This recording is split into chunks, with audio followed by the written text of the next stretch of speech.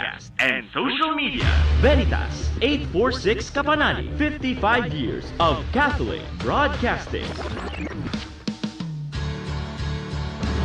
Manatili ka sa amin, Panginoon, manatili ka sa amin. Veritas 846, ang radyo ng simbahan. Member, Catholic Media Network and kapisanan ng mga broadcaster ng Pilipinas. Kapanalig Philippine Standard Time, 1 minuto makalipas ang 2:00 ng hapon, araw ng Sabado, ika-29 sa buwan ng Hunyo, taong 2024. Narito ang Veritas News Alert Nationwide. Naglunsad ng medical mission ng National Shrine of Our Lady of Guadalupe Parish sa Makati City, katuwang ang iba't ibang non-government organizations.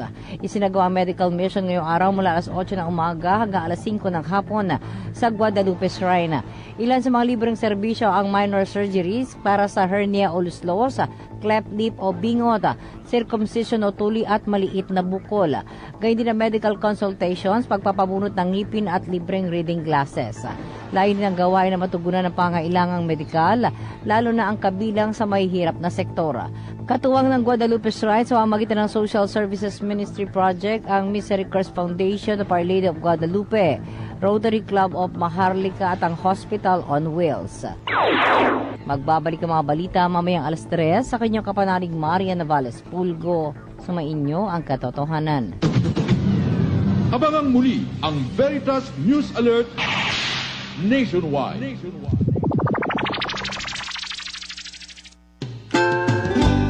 Halina't pakinggan ang tinig ng Diyos upang tayo ay gumaling at magtagumpay sa buhay. Ang salita ng Diyos ay nagpapagaling, nagbibigay buhay. Ang Diyos ay nagbibigay sigla, galak at pag-asa sa lahat. Madadama natin ang tunay na kapayapaan sa buhay. Ang salita ng Diyos ay nagpapagaling, nagbibigay buhay. Halina't samahan si Sister Annalyn Bondok tuwing Sabado mula alas 2 hanggang alas 2:30 ng hapon dito sa Veritas 846, ang radyo ng simbahan.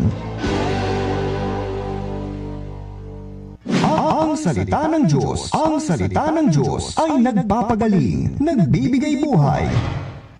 And glory to God, glory to Jesus, glory to the Holy Spirit. Mabiyayang hapon, magandang hapon sa inyong lahat. Ngayon po ay araw ng Sabado, ika-29 ng Hunyo taong 2024. Una sa lahat, bago po tayo magsimula sa ating pagninilay ng salita ng Diyos, samahan niyo po ako, tayo po'y manalangin. In the name of the Father, and the Son, and the Holy Spirit. Amen. Si Yahweh ay papurihan, purihin mo kaluluwa, ang pangalan niyang banal, purihin mo sa tuwina.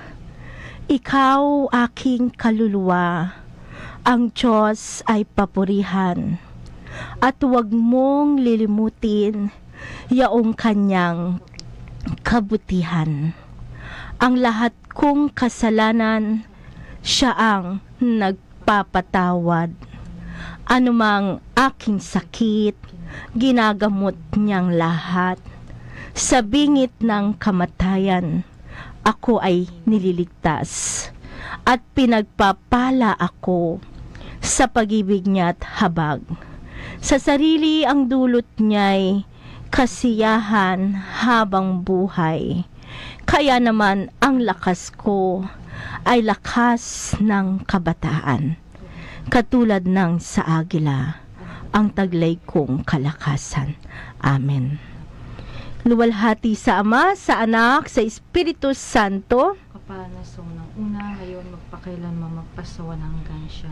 Sa ngalan ng Ama, ng Anak, ng Espiritu Santo. Amen. Mga kapanalig, mga brothers, mga sister, mabiyayang hapon po sa inyo lahat, mapagpalang hapon sa inyo lahat. Muli, samahan niyo po ako sa ating pagninilay na ang salita ng Diyos, nagpapagaling, nagbibigay buhay. Ako po ang inyong lingkod, Sister Annalyn Bondok, na muli maghahatid, magdadala ng mabuting balita ng Diyos Diyos, ng salita ng Diyos na tunay nagpapagaling, nagbibigay buhay sa ating lahat. Amen? Bago po ang lahat, nais kong batiin ang lahat na nanonood, nakikinig sa ating radyo, sa ating himpilan ng Radyo Veritas, 846 kHz.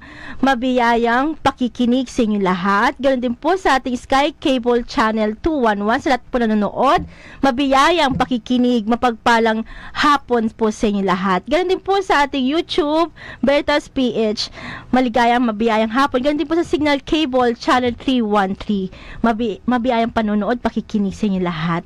At binabati ko po ang ating minamahal na kagalang-galang Bishop Chodoro Bacani Jr. Mabiyayang hapon po sa inyo, Bishop. Ganoon din po sa ating minamahal na Parish Priest ng Santo Domingo Church, Quezon City, si Father Simon Peter Ramos.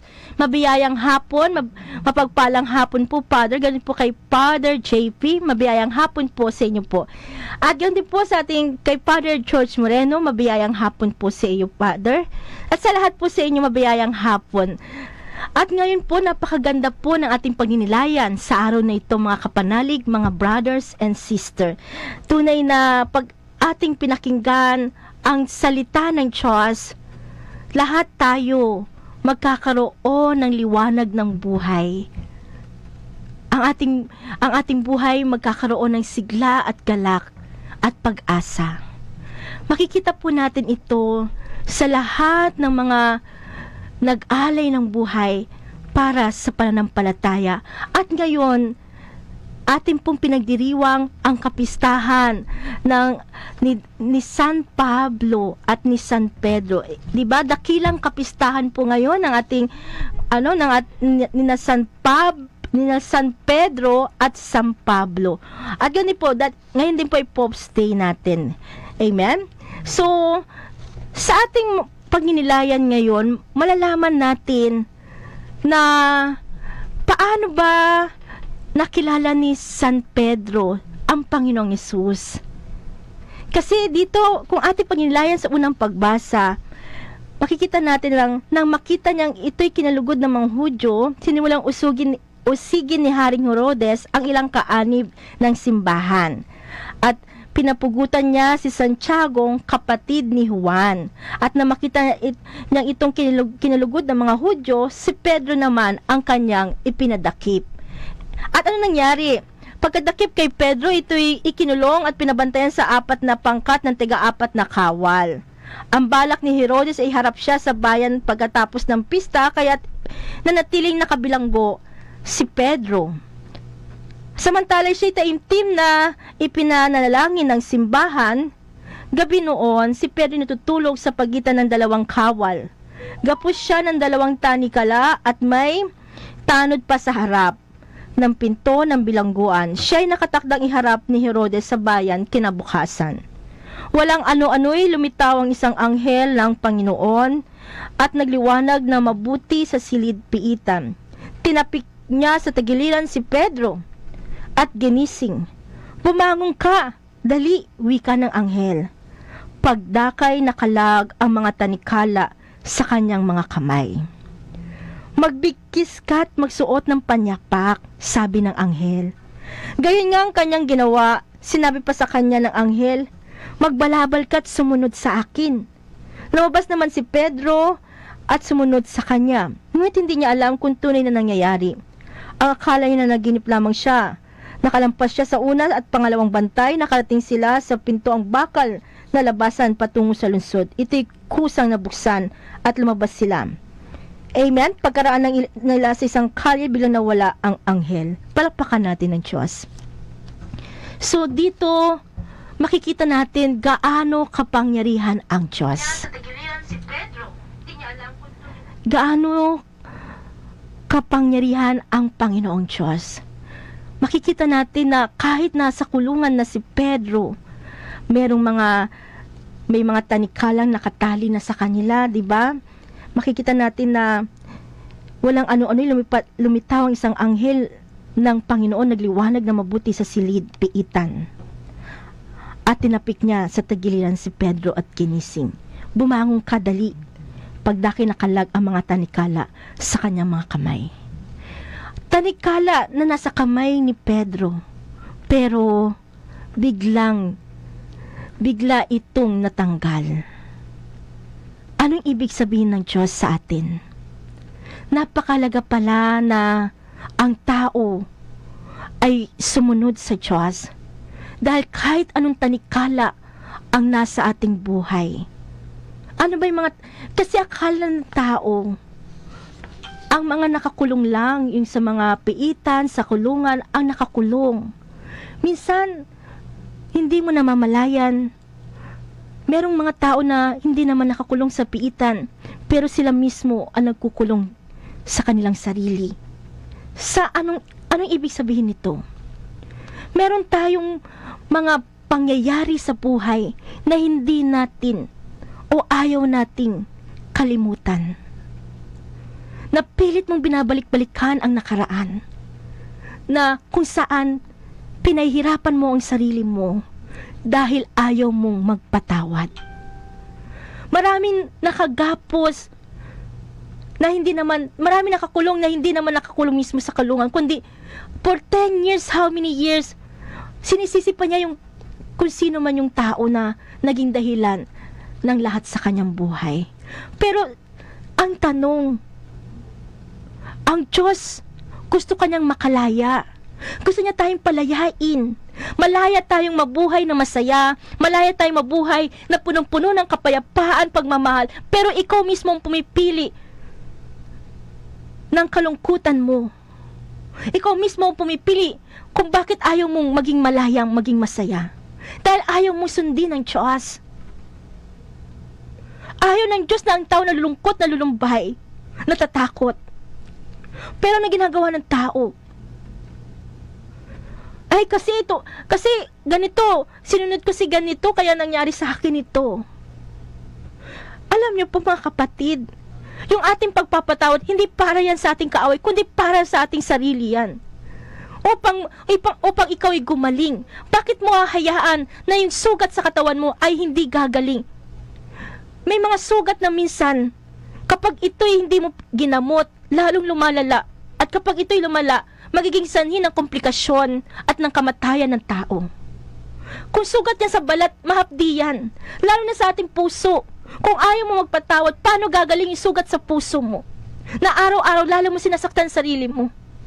Na hindi mo alam, ang tunay na pagpapatawad, ang ating pagpapatawad, yan ang magpapagaling sa ating buhay. Yan magbibigay sa atin ng tunay na kayamanan, ng tunay na kagalingan at kaligayahan sa buhay. Pero ipinagkait mo sa sarili mo. Maging malaya tayo. Makikita mo si Pedro, physically, ikinulong siya. Pero hindi nila nakulong si Pedro sa takot na baka siya ay dakpin, patayin, kundi sa una makikita natin na si San Pedro natakot siya na baka siya ay dakpin at ipakulin katulad ni Jesus. Kaya anong ginawa ni Pedro? 3 beses niya ipinagkaila ang Panginoong Hesukristo. Amen? Kung ating babalik tanaw yung mga nangyari kay San Pedro, sa ating Panginoong Jesus, kay San Pablo, kay Judas, isa lang isiipin natin, bakit si Judas hindi naging santo? Narinig ko ito kahapon sa misa. Bakit hindi naging santo si Judas? Alagad din naman siya ni Jesus. Kung tutuusin, lahat sila nagkasala kay Jesus. Amen? Malaki pa nga pagkakasala ni Pedro. Ikinaila niya si Jesus 3 beses. At ganoon din naman si San Pablo. Inuusig niya ang mga Kristiyano. Si Judas naman, pinagkanulo niya si Jesus. Pero kung tutusin, pero lang sila nagkasala kay Jesus. Pero ang tanong, anong dahilan bakit si Judas hindi naging santo? Bakit si Judas, narinig ko dito sa sinabi ng kasi minaliit niya ang pagmamahal ng Panginoong Jesus. Inisip niya na baka hindi na ako mapatawad ng Panginoong ni Jesus, kaya siya nagpakamatay. Hello? Pero si San Pedro, kasi si Judas nagsisiman siya, pero hindi siya nagbalik uli kay Jesus. Naging duwag siya, natakot siya. Pero si San Pedro, si San Pablo, nagbalik muli sila kay Jesus. Humingi sila ng tawad. Amen? Kaya ibig pong sabihin, anumang bigat ng ating kasalanan, anuman ang ating pagkukulang sa Panginoong Diyos, anumang ating mga pagkakasala, anong sabi ng Diyos? Halikayo, magliwanagan tayo. Gaano man kaitim ang iyong kasalanan, kayang-kaya ko itong paputiin, kasi puti ng busilak sa kaputian. Ngunit kung kayo'y susuway at hindi makikinig, malilipol kayo. Amen? So, ibig sabihin, hindi tinitingnan ng Diyos gaano man kaitim ating kasalanan. Ang tinitingnan niya, paano tayo magbalik loob kay Jesus? Paano tayo magsisi? Amen? Amen. Kaya nga ano nangyayari? Si Judas nagpakamatay. At sabi nga ng Panginoong Jesus, di ba kay Judas, mabuti pa na hindi siya ipinanganak. Kasi bakit? Dahil napakasaklap na nangyari sa kanya, nagpakamatay na siya, lumabas pa ang lamang loob niya. Yung kanyang stomach, small intestine, everything. Kasi lumagpak siya sa lupa.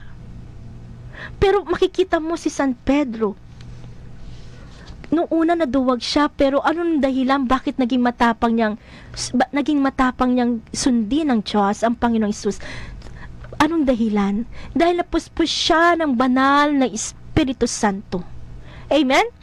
Kung ating titignan, anong sinabi ni Jesus sa mga alagad niya? Huwag muna kayong aalis sa Jerusalem hanggat hindi ninyo natatanggap ang banal na Espiritu Santo.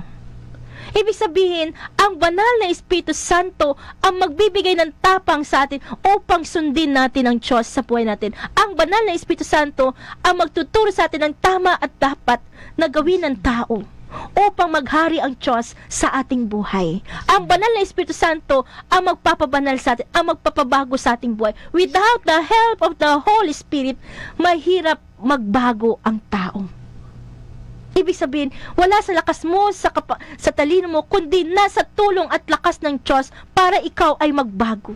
At magugulat ka, iba na ang pananaw mo sa buhay. Mas mahalaga ang sumunod kaysa sa mga bagay sa mundo. Amen? Bago po ang lahat, magkakaroon muna tayo ng ilang patalastas. Ang salita ng Diyos, ang salita ng Diyos ay nagpapagaling, nagbibigay buhay. Sa kapistahan ni na Apostol Pedro at Pablo, ang mga magigiting na apostoles na nagsimulang mangaral sa mga taga-Roma, ipinagdiriwang din ng Simbahang Katolika ang Pope's Day o Araw ng Santo Papa. Sinasariwa natin ang ating katapatan sa Santo Papa ng Simbahang Katolika sa Roma bilang katiwala ng Panginoong Hesus. Si Pedro ang unang obispo na nanatili sa Roma hanggang sa kanyang kamatayan. Si Pablo naman ang nagtatag ng simbahan at gumawa ng mga kasulatan hanggang sa mapaslang. Dahil sa kanyang pananampalataya, ipinapakita rin natin ang ating katapatan sa kahalili ni Pedro na si Pope Francis na kasalukuyang Santo Papa ng Simbahang Katolika. Ating sariwain ng kapistahan ni na Apostol Pedro at Pablo sa pagdiriwang ng Pope's Day ngayong 29 ng Hunyo. St. Peter so bold, a comrade so dear, you've been outstanding, showed no fear. The leader of the church, you were chosen to be. Ang salita ng Diyos, ang salita ng Diyos ay nagpapagaling, nagbibigay buhay. Glory to God, glory to Jesus, glory to the Holy Spirit. Mga kapanalig, mga brothers, mga sister, ipagpatuloy po natin ang ating panginilay ng salita ng Diyos na nagpapagaling, nagbibigay buhay sa ating lahat. At ngayon po muli, uulitin ko, ngayon po ay kapistahan ng ating minamahal na San Pedro at ni San Pablo. Ang ating si San Pedro, siyang kauna-unahang basahin ko lang po. Sabay na pinagdiriwang kapistahan ni San Pablo at ni San Pedro at ni San Pablo. Si San Pedro po, siya po ang ating pinuno ng simbahan, ang naging kauna-unahang Santo Papa. Amen? Siya ang pillar. At si San Pablo naman, siya ang kumakatawan sa prophetic mission o pagtuturo. Amen? Kaya nga, so, iisipin natin, si San Pedro, siya ang ating unang Santo Papa. Kasi, saan po ito ito po ay nasa kasulatan. Basahin po natin. Ito po ang ating ebanghelyo ngayon. Na kung ating mababasa, dito masasabi natin na tinanong ni Jesus, basahin ko lang po. Noong panahong iyon, dumating si Jesus sa lupain ng Cesarea Pilipos. Tinanong niya ang kanyang mga alagad, sino raw ang anak ng tao ayon sa mga tao? At sumagot sila, ang sabi po ng ilan ay si Juan Bautista kayo. Sabi naman ng iba, si Elias kayo. At may nagsasabi pang si Jeremias kayo o isa sa mga propeta. Kayo naman, ano ang sabi ninyo? Sino ako? Tanong niya sa kanila.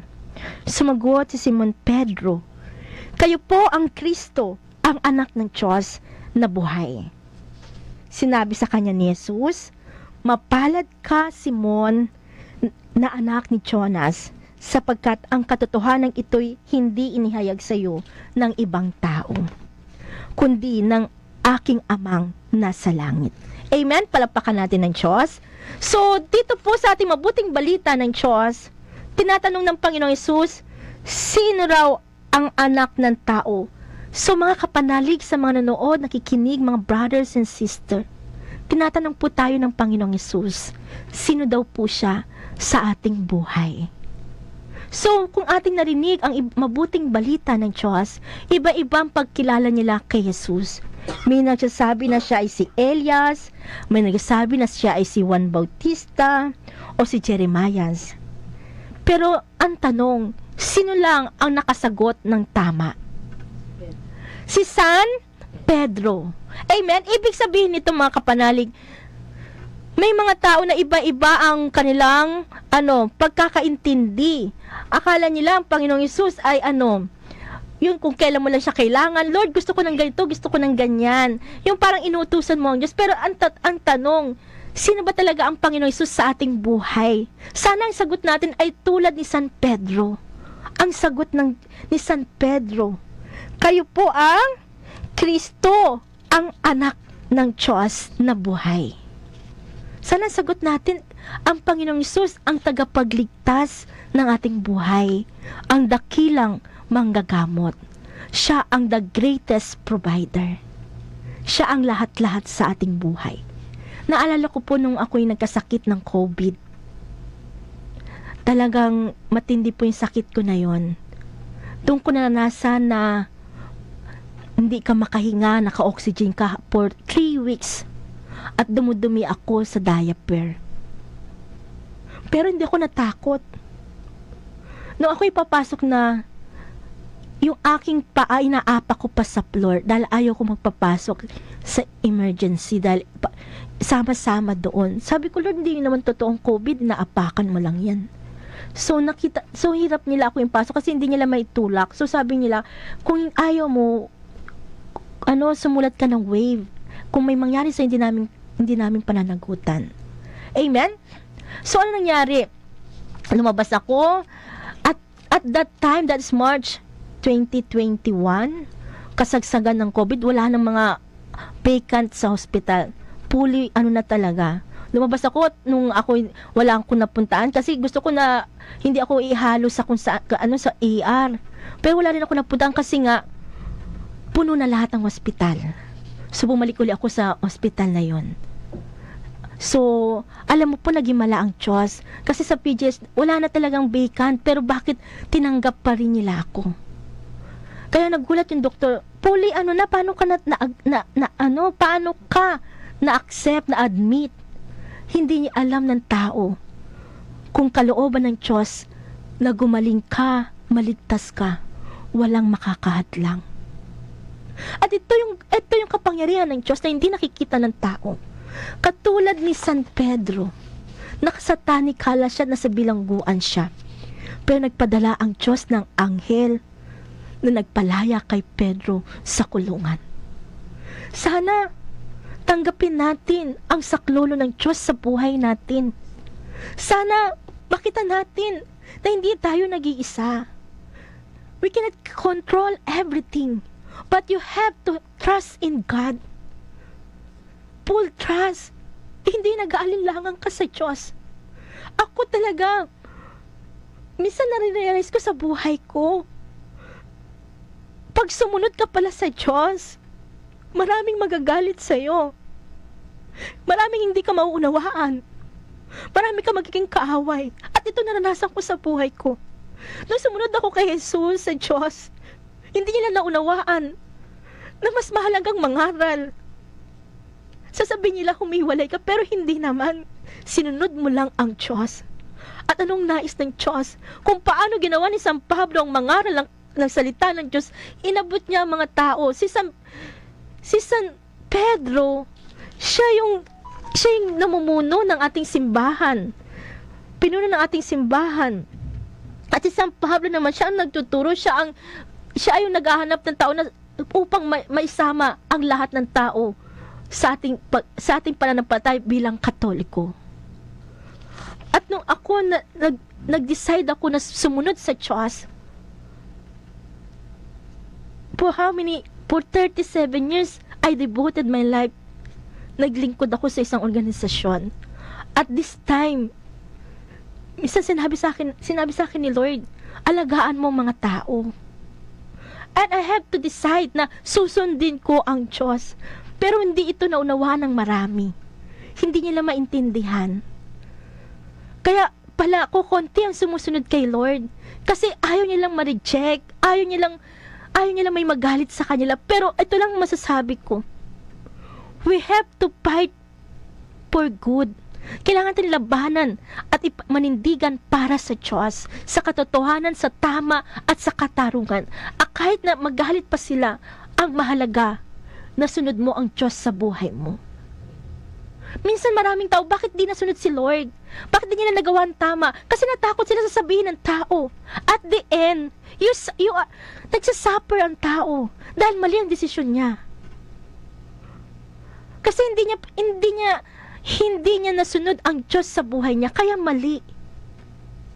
At sabi ko nga, nung balik tayo sa nung ako nagkasakit ng COVID, at that time, sabi ko, Lord, hindi ako natakot sa COVID at sinabi, talagang hinang-hina na ako, naka-oxygen. Sabi ng doktor, bata ka pa lang pero bumabaksak ng oxygen mo, nasa 70, pag tinanggal ang oxygen mo. At very powerful ang Diyos. Sinahalikan ako ng pamangking ko, yung bata ko nag-aalaga, never silang nahawa. Ibig sabihin, kahit ano palang gawin mong protection, kung walang gabay ng Diyos at protection ng Diyos, ang tao ay babaksak. At iyon ang minamaliit ng tao, ang kapangyarihan ng poong may kapal. Sinusunod nila ang takbo ang sinasabi ng tao, pero ang Diyos din nila sinusunod. Alala, ako sa buhay ko, marami nagagalit sa akin. Kasi bakit? Sasabihin ng tao, matigas ang ulo niyan. Hindi matigas ang ulo ng taong sumusunod sa Diyos. Maraming tao akala na mabait kasi sunod-sunod siya sa tao, pero sa Diyos siya ay salbahe. Di ba may mga taong mabait sa tao pero sa Diyos salbahe? Kasi bakit? Nagdamot siya sa panahon, sa oras sa Diyos. Hindi niya naipaglaban ng Diyos sa buhay niya. Hanggang sa huling hininga niya, nasa isip niya, ano kayang bibigay ko sa ganito? Ano kayang dapat kong gawin? Instead na sasabihin mo, salamat Lord, salamat. Ang tatay ko bago namatay, sa huling hininga niya, tinaas niya ang kamay niya, nagpupuri sa Diyos. Ang sabi niya, wala na, praise the Lord, hallelujah. Yun ang magandang kamatayan. Na sa kabila ng lahat, na sa huling hininga mo, nakikita mo yung kagandahan at kabutihan ng Diyos, na may silid ka sa langit na inihanda ang Diyos. At dahil dito, nagpupuri ka, nagpapasalamat sa poong may kapal. May iba mamamatay na lang, sasabihin, nasa na kaya alahas ko? Yung iba hinahabilin pa yung mga titulo, yung mga susi. Kung titignan mo ang katotohanan, walang halaga ang lahat ng bagay sa lupa. Dahil yan mabubulok, masisira, maglalaho, kukupas. At yung pinakakayamanan na nasa langit, bakit hindi mo pinahalagahan? Pero makikita mo si San Pedro, hindi na siya natakot mangaral at sundin ang Panginoong Hesus. Pero hindi po si San Pablo. Si San Pablo ay umuusig sa mga Kristiyano. Pero sa pag-uusig niya sa mga Kristiyano, hanggang siya ay naging Kristiyano na rin. Pero makikita mo, pinatawad siya ng Diyos. Di ba sabi niya, Pablo, anong sabi niya? Bakit mo ako inuusig? At doon siya ay nabulag. Minsan nakala ng tao, tama yung ginagawa mo, inuusig mo yung taong ito. Pero hindi mo alam, ang Panginoong Hesus ang iyong sinisiraan, ang iyong inuusig. Amen? Pero maging tulad tayo ni San Pablo, namulat siya sa katotohanan, nabuksan ang kanyang mga mata, na mali palang ginawa niya, na usigin ang mga lingkod ng Diyos.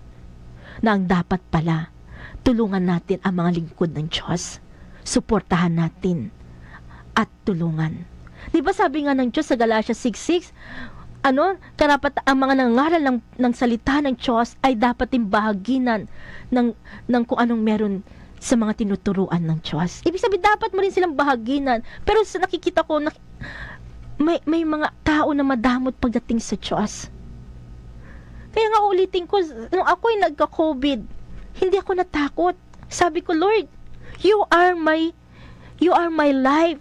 You are my healer. You are my Savior. I need you, Jesus. Yun nagpalakas sa akin. At hindi ko sabi, may mission pa ba ako, Lord? Ang sabi ko kay Jesus, sa Panginoong Jesus, Lord, may mission pa ako. Amen? Bago po ang lahat, magkakaroon tayo ng time check. Ang salita ng Diyos, ang salita ng Diyos ay nagpapagaling, nagbibigay buhay. From Mega Manila, Philippines, to the World Wide Web, through broadcast and social media, Veritas 846 Kapanani, 55 years of Catholic Broadcasting. Manatili ka sa amin, Panginoon, manatili ka sa amin. Veritas 846, ang radyo ng simbahan. Member, Catholic Media Network and kapisanan ng mga broadcaster ng Pilipinas. Kapanalig, ang ating pong Philippine Standard Time, 32 minuto makalipas ang 2:00 ng hapon. Ang salita ng Diyos, ang salita ng Diyos ay nagpapagaling, nagbibigay buhay. Amen. Glory to God, glory to Jesus, glory to Jesus, glory to the Holy Spirit. Amen. So makikita natin na sa nangyari nga sa akin sa COVID, pero na-survive ko yon, hindi dahil nandun na yung gamot, nandun na mga doktor, kaya ako'y nagpapasalamat sa mga talaga nag-alay ng buhay para gumaling ang mga nasa COVID. Pero number 1 ang Diyos. Amen. Na minsan nakakalimutan ng tao na pasalamatan, papurihan, parangalan ng Diyos, lasundin ng Diyos sa buhay. Kaya kadalasan, ang desisyon ay mali. Akala ng tao tama, pero ang dulo pala ay kamatayan. Amen? Kaya nga dito makikita natin na kahit na si San Pedro ay nakakinulong, nilagyan ng tanikala sa kamay. Diba? Walang ano-ano, lumitaw ang isang anghel ng Panginoon, liwanag na mabuti ang silid. At ano nangyari?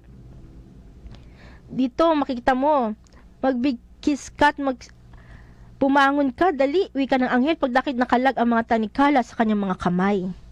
At naliwanagan ni Pedro na ang nangyari kahit sinabi niya, ngayon ko natiyak na totoo palang lahat, sinugo ng Panginoon ang kanyang anghel at iniligtas ako sa kamay ni Herodes at sa inaasa ng mga Hudyong mangyayari sa akin.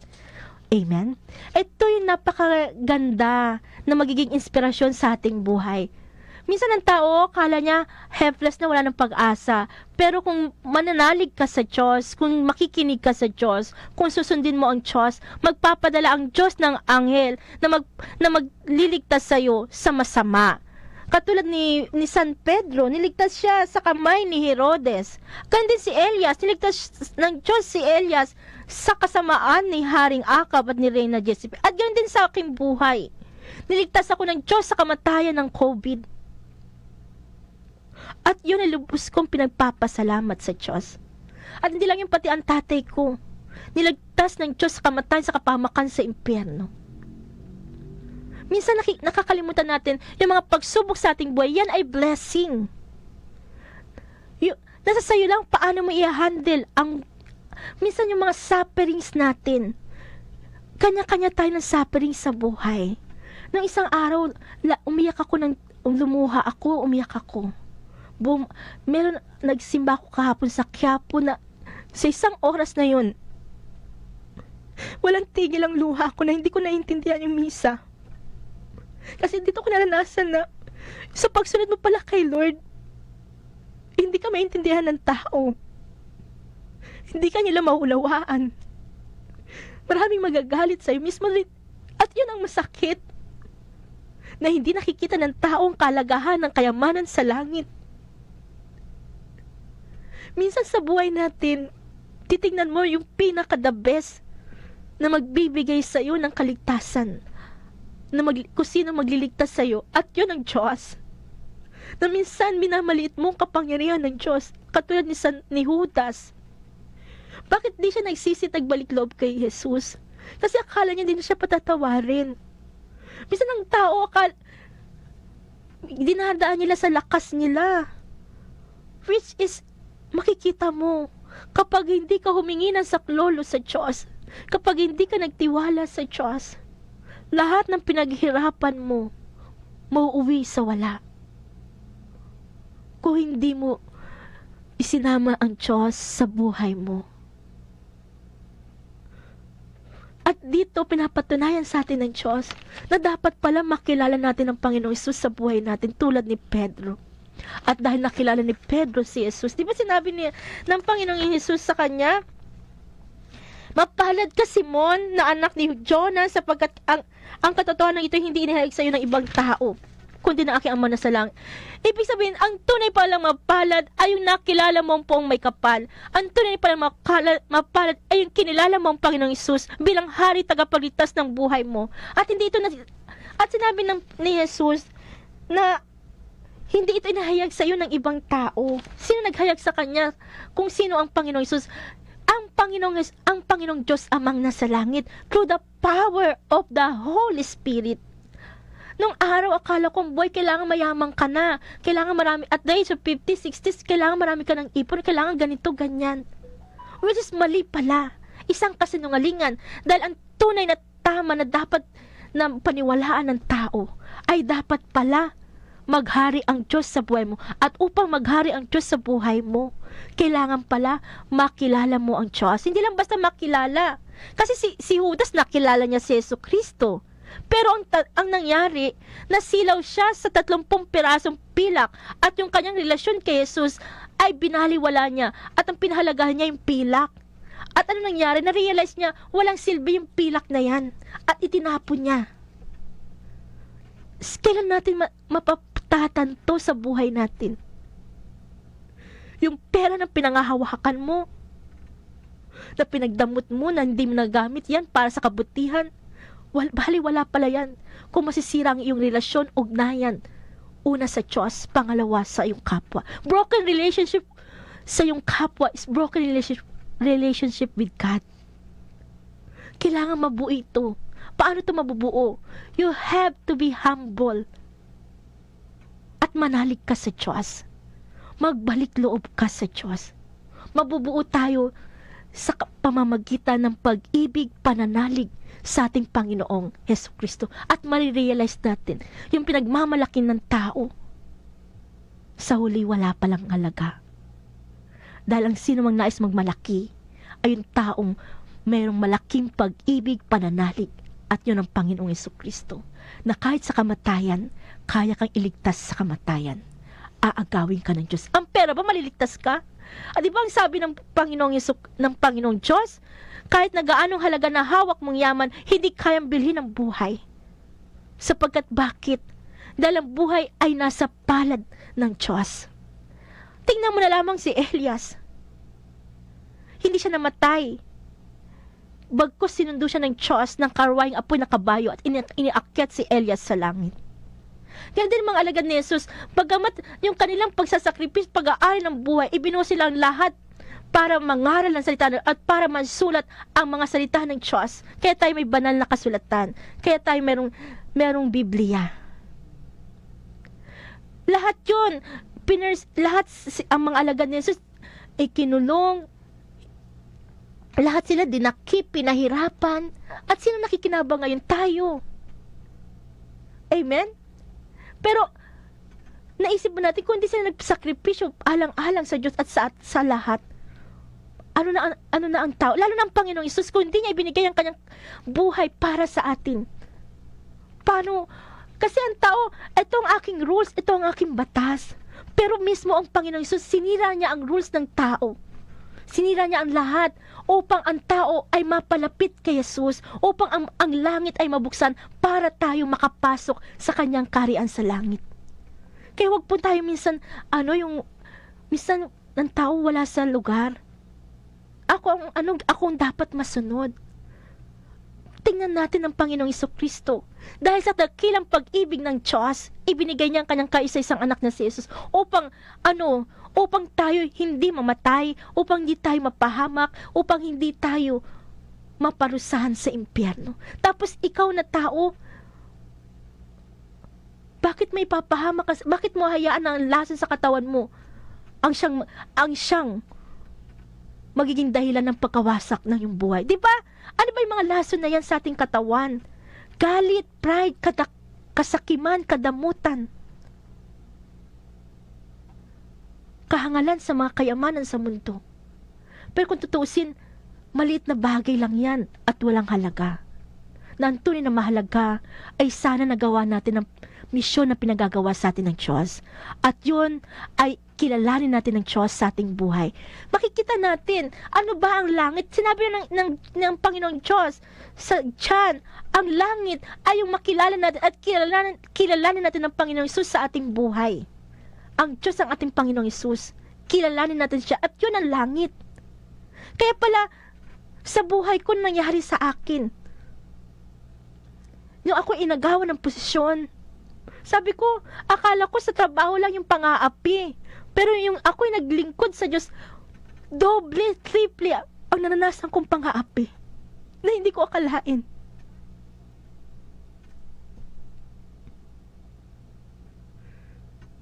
Sa totoo lang, sabi ko, Lord, okay lang, inagaw sa akin posisyon o agawin sa akin. Ang mahalaga, hindi ko madadala sa langit ang posisyon. Mahalaga makarating ako sa langit. That is the wisdom of God. Na kung ako wala sa Diyos, ang mangyayari sa isip ko, umanda ka, gaganti ako. Hindi. Ipinaisip sa akin ng Diyos ang tama at dapat. Walang halaga ang mga bagay, ang posisyon na yan, pera man yan. Ang mahalaga, makarating tayo sa langit. Kasi kung yun ang iisipin mo, yung posisyon, yung pera, bakit ka nawala? Bakit ganyan? Hihilahin ka ng dyablo pa ilalim sa impyerno. Hanggang mabuhay ka, nakagapos, nakakulong sa nakaraan. At ayaw ng Diyos na ikaw ay nakakulong. Gusto niya, malaya ka. Kaya ang sabi ni Jesus, ako ang daan, ang katotohanan, at ang buhay. Diba, ang sino man nagkakasala ay alipin ng kasalanan. So, anong nangyari? Dumating ang Panginoong Kristo at ibinigay sa atin ng Diyos.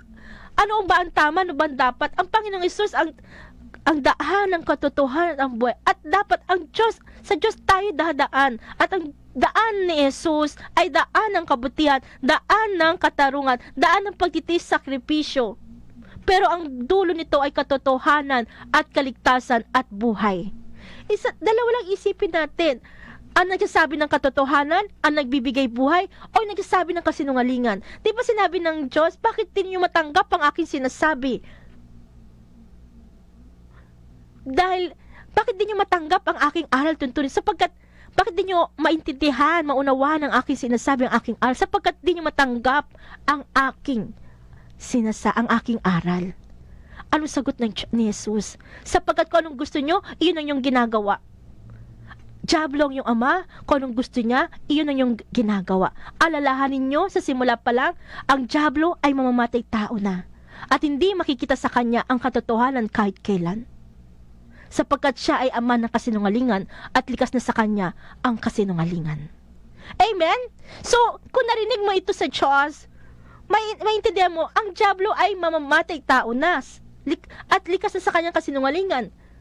So, ibig sabihin, dalawa lang pipiliin mo. Ang nagsasabi ng katotohanan at nagbibigay buhay, o ang nagsisinungaling at pumapatay. Pero makikita natin, marami ang pumipili sa kasinungalingan. Kasi ayaw nila masaktan, ayaw nila magalit sa kanilang tao. Kaya kahit mali, ahayaan na lang nila na hindi niya nasusuwayin ng tao. Mali ang ginagawa mo, alam mo nang may asawa, makikipag-relasyon ka pa. Mali yan. Bakit ka makikipag-divorce? Ay, sabi ng Diyos, ang sino mang pinagsama ng Diyos ay hindi dapat paghiwalayin. Period. So kung ikaw ay matalino, susundin mo ang sinasabi ng Diyos kasi ang sinasabi ng Diyos, yan ang katotohanan. Yan ang nagbibigay buhay. Yan ang magliligtas sa atin sa kamatayan sa impyerno. Pero kung ang ngalan tao, ano ba sinabi ng Diyos sa atin? 'Di ba? Mayroong tao matutulad, sabi niya, 'di ba, sa ating lahat? May taong sabi niya sa atin, ang sa akin nagmamahal, tutupad sa aking aral, ama't ako'y mananahan. Hindi lahat ng tumatawag sa aking Panginoon, Panginoon ay papasok sa kaharian ng langit, kundi yaon lamang sumusunod sa kalooban ng aking amang nasa langit. Pagdating ng huling araw, maraming magsasabi sa akin, Panginoon, nangaral po kami nagpalayas ng mga demonyo at gumawa ng mga kababalaghan sa inyong pangalan. At sasabihin ko sa kanila, kailanman hindi ko kayo nakilala. Lumayo kayo sa akin, mga mapagpagawa ng masama. Diba maraming sabi, laging araw-araw ko nagsisimba, nagdarasal. Mahalaga magdasal, mahalaga magsimba. Pero ang tanong, kung nangaapak ka naman, kung nangaapi ka naman, nawawalang halaga ang lahat ng ginawa mo, panalangin. Kung hindi ka gumawa ng tama at dapat ayon sa batas ng Diyos. Di ba sinabi ng Diyos, kahit na kayo manalangin na manalangin, ibabaling ko ang aking muka, hindi ko kayo papansinin. Kasi bakit? Dahil marami kayong buhay na inutang. Itigalan ninyo ang pang-aapi. Pag-aralan ninyo ang gumawa ng kabutihan. Tulungan mga ulila at mga balo. Halik kayo magliwanagan tayo. Gaano man kaitim ang iyong kasalanan, kayang-kaya ko itong paputin kasi puti ng busilak sa kaputi. Ibig sabihin ng Diyos, mahalaga maghandog, ano man yung handog natin, bulaklak o ano man. Pero higit na mahalaga ang magpatawad, ang magmalasakit sa magulang, sa pamilya, at maging sa lingkod ng Diyos at sa gawain ng Diyos. Ito yung naranasan ko. Nung sinunod ko ang Diyos, masarap na mahirap. Masarap kasi bakit? Para kang bata na meron kang peace of mind. Very peaceful. Panatag ka, masaya ka. Mahirap kasi bakit? Hindi ka naintindihan ng tao. Pag sinabi mo yung tama, babatuhin ka nila. Hello? Kaya minsan ang tao takot magsalita ng katotohanan. Pero huwag tayong matakot. Dahil sinabi nga, kung si San Pedro, si San Pablo, si San Pedro, paano ba siya? Sinabi niyang katotohanan na ang Panginoong Hesus ay nabuhay na muli. Siya ang Kristo. At dahil ito, di ba siya ang kauna, kasi sa'yo, Pedro, itatayo ko ang simbahan. At sinabi ko naman sa iyo, ikaw ay Pedro at sa ibabaw ng batong ito, itatayo ko ang aking simbahan. At hindi makakapanay sa kanya kahit sa kapangyarihan ng kamatayan. Ibibigay ko sa iyo mga susi ng kaharian ng langit. Ay pagbawal mo sa lupa ay pagbabawal sa langit. At ang ipahintulot mo sa lupa ay ipahintulot sa langit. Amen? Nakilala niya ang Panginoong Hesus. At dahil dito, siya ang ating unang Santo Papa. Ang ating Pope. Kaya tayo lang Katoliko ang may sunod-sunod succession of Pope. Universal. At si San Pablo, siya nangangaral. Sila ang haligi ng ating pananampalataya. Ang pundasyon ng ating Panginoong Hesus, ang bato, ang panulokang bato, na kapag tinanggap mo ang Panginoong Jesucristo, matatag ang iyong pananampalataya. At sinamahan pa nila San Pedro at San Pablo. At ngayon, ang ating mga kaparian, Bishop, Pope, at tayo ng mga laiko na preacher. Ito yung sinasabi ko na, yung sinunod ko ang Diyos, kasi independent lang po ako. Hindi ako nakaano sa ano. Kasi una, sa isang organisasyon ka na napakalaki, pero hindi mo nakuha, hindi, yung inaasahan mo sa suporta sa'yo, hindi ka sinuportahan. Pero ang Diyos, sino ako na pagkakatiwala ng Diyos na binigyan niya ako ng microphone na isang, hindi lang 5 minutes na magsalita, kundi isang oras. Ay mahirap lang ako. Pero ito kasi ang gusto ng Diyos. Sabi nga ng ate ko, Nung siya nagsimba sa Canada, paglabas niya, tingnan mo si Annalyn kahit wala siyang trabaho, pero parang lagi siya may pera. Tingnan mo si Annalyn kahit hindi siya pagsalitain ni ganito sa stage, pero araw-araw naman siya nag-livestream. Amen? So, ibig sabihin, gusto ng Diyos ipangaral mo ang salita ng Diyos ang katotohanan upang maraming maligtas sa kamatayan. Bagamat mahirap kasi nag-iisa ka. Hindi ka nila maintindihan. At how many times ka kumakatok na tulungan, suporta ng ating gawain, pero tanging ate ko pa rin ang sumusuporta. Hindi naman kami mayaman. Baon din po kami sa utang. Pero bakit namin naitataguyod ang ganitong misyon? Dahil ito ang nais ng Diyos. Dahil hindi ito ang gusto. Kung ako tatanong, hindi ko gusto. Kasi mayroon akong profession as PT. Pero ito ang gusto ng Diyos. At ang Diyos ang dapat masunod. At sa ating buhay, alalahanin natin ang Panginoong Jesucristo. Ano sabi niya? Ama ko, hindi ang kalooban ko ang masunod, kundi ang kalooban mo. Ibig sabihin, ang kalooban ng Diyos ang dapat masunod. Ang kabutihan ang dapat maghari. Ang pagkakawang gawa ang dapat masunod, hindi ang pagdadamot. Ang pagpapatawad, ang pag-ibig ang dapat maghari ang Diyos. Hindi ang galit. Hindi ang sama ng loob. Hindi ang kadamutan. Dahil ang kadamutan, kasakiman, hindi yan sa Diyos, yan ay sa dyablo. Alalahanin mo, ang dyablo ay mamamatay tao. Dahil ang gusto ng dyablo, mamatay ang tao, kasama niya sa impyerno. Pero ang gusto ng Diyos, maligtas ka. Magkaroon ka ng buhay na walang gan sa langit. Kaya ang piliin natin ay ang nagsasabi ng totoo, at yun ang Diyos. At ang nagbibigay buhay at magligtas sa atin sa kamatayan. Kasi sabi nga ng Diyos, ang kamatayan ay hindi likha ng Diyos. Ang pagkamatay ng alinmang may buhay ay hindi niya ikinalulugod. Ginawa niyang bawat nilalang upang magpatuloy at lahat na nilalang niya ay mabuti at mahusay. Alalahanin natin ito, ang kamatayan hindi likha ng Diyos. Wala silang kamandag na nakamamatay. Ang kamatayan hindi nagahari sa daigdig na ito sapagkat ang katarungan ng Diyos ay walang kamatayan. Pagkat ang tao hindi nilikha ng Diyos para mamatay, kundi para maging larawan niyang buhay. Ngunit dahil sa pakanan ng dyablo, nakapasok ang kamatayan, at ito ang kahinatnan ng mga napailalim sa kanya. Kung ikaw napailalim sa masama, ayun ang kahinat ng kamatayan. Pero alalahanin mo sinabi ng Diyos, ang sino man sumampalataya kay Jesucristo ay kahit mamatay ay muling mabubuhay, at ang sino man nabubuhay na nananalig kay Jesucristo ay mabubuhay magpakailanman. Kaya anong dahilan bakit ka nag-alinlangan sa Diyos? Bakit mo kukontrahin ang batas ng Diyos? Pag sinabi niya ang pinagsama ng Diyos di dapat paghiwalayin, sundin mo. Huwag kang gagawa ng labag sa Diyos.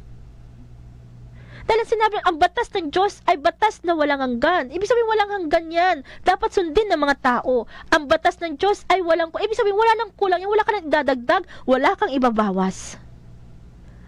Kasi sino ba na lumikha sa'yo? Ang Diyos. Di ba kung ating pakikinggan, anong sabi dito? Sabi sa atin, ang anumang aking sangkap, ikaw o Diyos ang lumikha. Sa tiyan ng aking ina, hinugis mo akong bata. Pinupuri kita, o Diyos, marapat kang katakutan. Ang lahat ng gawain mo ay kahanga-hangang tunay. Kaya nga pinupuri kita, Diyos ko, dahil ako'y nilikha mo. So, ibig sabihin, dapat tayong magpalingap sa Diyos kasi ang Diyos ang lumalang sa atin. Kaya sino ka na tao na kukontrahin mo ang salita ng Diyos, ang batas ng Diyos? Samantalang alabok lang tayo. Without God, we are nothing. Kaya lahat ito'y nakikintal sa puso ko't loobin. Ang buto ko sa katawan noong iyon ay hugisin sa loob ng bahay bata. Doon iyong napapansin. Lumaki ako roong sa iyo'y di nalilihim. Amen? Ako'y pinakamamahal, ako'y iaalay na. Dumating na ang oras ng pagpanaw ko sa buhay na ito. Puspusan ako lumaban sa paligsahan. Natapos ko ang dapat takbuhin. Nanatili akong tapat sa pananampalataya. Kakamtan ko na ang korona ng tagumpay. At sa araw na yon, ang Panginoon na siyang makatarungang hukom ang magpuputong sa akin ng korona, hindi lamang sa akin, kundi sa lahat ng nananabik sa muli niyang pagparito. Amen? Palakpakan natin ng Diyos. Ngunit pinapatabayan ako ng Panginoon, binigyan ng lakas upang maipahayag sa mga hentil ang salita. Naligtas ako sa tiyak na kapahamakan, ang Panginoon ang magliligtas sa akin sa lahat ng kasamaan, at siya rin ang maghatid sa akin sa kanyang kaharian sa langit. Amen? Purihin nawa siya magpakailanman. So, ibig sabihin, sa ating buhay, dahil tayong oras ng ating pagpanaw, lahat tayo ay aalay. Puspusan tayong lumaban. Sa paligsahan ay lumaban. Sa mundong ito, nanalo ba ang Diyos sa buhay mo o hindi? Sino ba ang nasunod sa buhay mo? Ang Diyos o ang masama o ang gusto mo? At kung ang Diyos ang ating, sabi nga, puspusan ako lumaban sa sana, di ba sabi nga dito, nawa ang buhay natin ahantong sa langit. Yung iba ang buhay nila, gusto nilang, gusto ko maging mayaman ako, sikat ako. Kaya ano nangyayari? Kahit bilyonaryo na, mayaman na, madamot pa rin. Kahit kaya niya magbigay, magpautang ng walang kapalit, ayaw niyang gawin. Kasi naging alipin siya ng pera. Pero kung naisip lang natin at ang buhay natin ay dapat ahantong sa langit, hindi ka manghinayang mawalan. No, kung ang kapalit naman nito ay kaligtasan at kabutihan at buhay na walang hanggan. Di ba sabi na ng Diyos, mawala ng salapi sa kapatid kaibigan, huwag lamang amagin o mawala sa taguan. At ano pa sinabi ng Diyos? Gamitin mo yung kayamanan sa pakikipagkaibigan, maubos man ito, may tatangkilik sa iyo sa tahanan na walang hanggan. Paano kung naging madamot ka? Alam mo nang kailangan ng taong ito, yung lingkod ng Diyos, ng tulong, ng suporta, pero hindi mo binigay. Kaya mo namang ibigay. Pinansyal man, para sa gawain ng Diyos, sa radyo, sa anuman, o sa anumang bagay. O alam mo na nagugutom ang iyong magulang, hindi mo pabigyan. O yung kapatid, kailangan 3 milyon, may 10 milyon ka. Ang katwiran ng tao, bakit ko ibibigay? Pinaghirapan ko ito. Pero ano sagot ng Diyos? Huwag mo sabihin ng kayamanan mo ay bunga ng iyong lakas o talino, alalahanin mo ang Diyos na bigay sa iyo ng lakas. Totoo naman, sa isang iglap, bukas di mo alam kung buhay ka, nasaan ang lakas mo, nasaan ang talino mo, wala. Ibig sabihin, lahat ng meron tayo, lahat yan pahiram lang sa atin ng Diyos, lahat yan ay pinagkatiwala lang sa atin ng Diyos. Ibig sabihin, huwag gamitin mo lahat ng yan sa kabutihan ayon sa batas ng Diyos. At ang batas ng Diyos, pag-ibig, habag, malasakit, katarungan, katotohanan, at pagbibigay, hindi kadamutan. Amen? Kaya sa ating lahat, mahal na mahal tayo ng Diyos. Huwag nating hayaan na umayon tayo sa mali. Nawa maging inspirasyon natin si San Pedro, si San Pablo, na ipinaglaban nila ang Diyos, ang katotohanan, maging ang kapalit nito ay ang buhay nila. Amen? Piliin natin ang Diyos. Kaya nga sabi ko, mahalagang sundin natin ang Diyos kahit na hindi ka nila maintindihan. Kasi at the end, ang Diyos magliligtas natin sa kamatayan at sa kapamakan sa impyerno. Amen? Kaya sa ating lahat, tayo po'y manalangin. Awitin natin ang Come, Holy Spirit.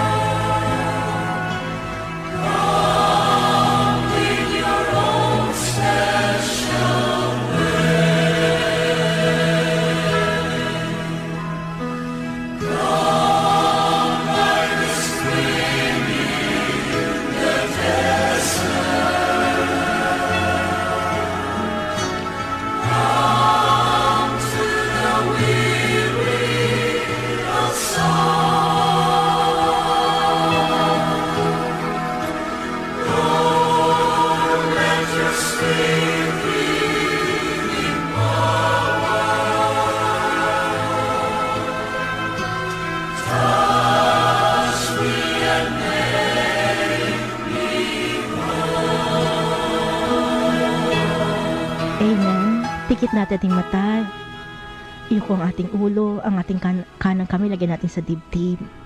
Manalig tayo na ang Panginoong Jesucristo ay kasama natin. Alam natin problema, sagot tayo ng Diyos. Kung paano si San Pedro kinalag ng Diyos ang tanikala sa kanyang kamay. Ganun din tayo sa mga oras na ito. Ano man yan, paghihirap man yan, palalayain tayo sa kahirapan na yan.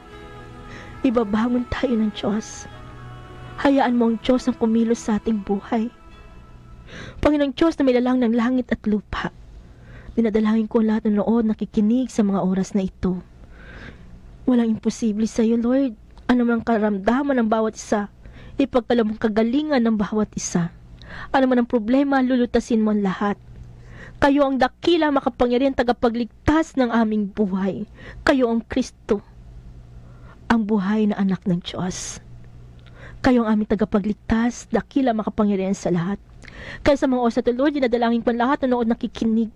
Ano man ang kanilang mga sakit, cancer man yan, gagamutin mo. Walang cancer sa iyo. Sa isang salita mula mong lahat ay gagaling. Dinadalangin ko ang lahat, ano man sakit nila, Lord, sakit sa puso, baga man yan, diabetes man, high blood, stroke, kung ano man yan. Ipagkala mo sa kanilang kagalingan na mula sa iyo. Dinadalangin ko sa iyo si Teresita Bondok, si Bishop Bacani Jr., ganun din po si Father Simon Peter Ramos, si Father JP, si Father George Moreno, si Oyet Advincula, si Virgin Niegas, Jason Carl Alvarado, Josephine Pamesa, Eugene Gabino, Anita Bondok, Beth Pascual, Del Olalia, Ronald Antonio Olalia, Marina Cuesta Genusio, Luna Feliciano, Angelica Gabino, Immaculate Bondok, Syra Sin Espinida, Marisa Ferrer, Onya Garrett Lee, Alijah Dacon, Darren Sacrifice, Warren Gumagan. Lord, dinadalahin ko lahat na nood nakikinig, hindi mabanggit ang kanilang pangalan. Sa isang salita mo lamang lahat ay gagaling. Ang lahat iyong ibabangon, itatayo, ililigtas, pagpapalain. Amen. Glory be to the Father, the Son, to the Holy Spirit. In the Father, the Son, the Holy Spirit. Amen. Mga kapanalig, maraming salamat po sa inyong panonood, pakikinig. Ito po ang inyong kapanalig, Sister Annalyn Bondok, na muli nagsasabi sa inyo, sumainyo ang katotohanan. Inyong napakinggan ang programang Ang Salita ng Diyos ay Nagpapagaling, Nagbibigay Buhay, kasama si Sister Annalyn Bondok. Tuwing Sabado, mula alas 2 hanggang alas 2:30 ng hapon, dito sa Veritas 846, ang radyo ng simbahan. Sumainyo ang katotohanan.